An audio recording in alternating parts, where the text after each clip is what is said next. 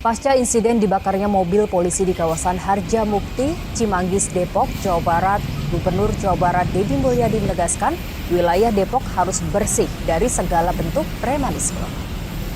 Depok adalah etalase dari Provinsi Jawa Barat berbatasan dengan DKI Jakarta. Untuk itu kita harus memastikan kondisi Kamtibmas di sini berjalan dengan baik, tidak ada problem-problem sosial yang menonjol. Dan dipastikan juga bahwa premanisme harus semakin susut bila perlu sampai nol, zero premanisme. Polda Metro Jaya berkomitmen untuk negara tidak kalah dengan premanisme. Mohon dukungan, artinya negara tidak boleh kalah dengan premanisme. Premanlah, inilah, itulah, beresi kasus BJB. Fokus Anda ke sana. Tata pemerintahan dengan baik. Jabar juga bukan paten-paten amat. Purwakarta ketika Anda memimpin juga tidak paten-paten amat. Anda biasa-biasa saja ketika memimpin Purwakarta.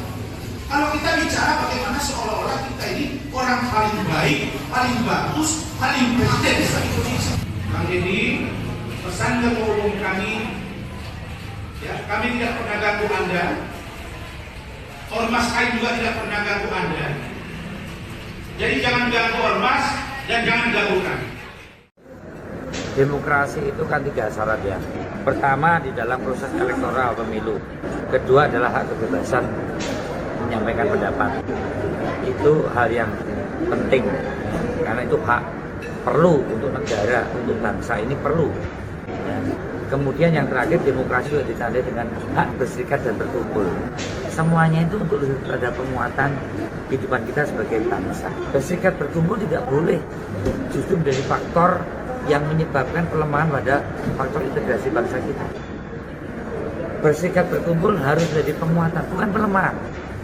Nah, saya melihat konsep berserikat berkumpul kalau itu potensial menjadi penguatan pada faktor-faktor disintegrasi bangsa, baik secara politik, secara ideologi, secara ekonomi. Ya tugas Mendagri itu mengevaluasi soal pertahanan, soal keamanan, kita sudah punya aparat.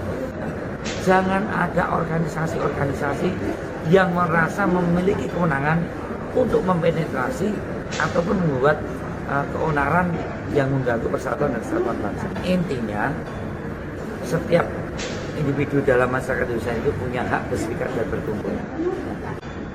Kalau berserikat berkumpul itu hanya dijadikan saluran bertindak, tidak lagi memberikan hak kepada masyarakat, tapi menggunakan organisasi ini hanya sekedar untuk memberikan penguatan pada individu-individu yang mengganggu individu lain sebagai warga negara, saya kira itu perlu dievaluasi oleh Mendagri.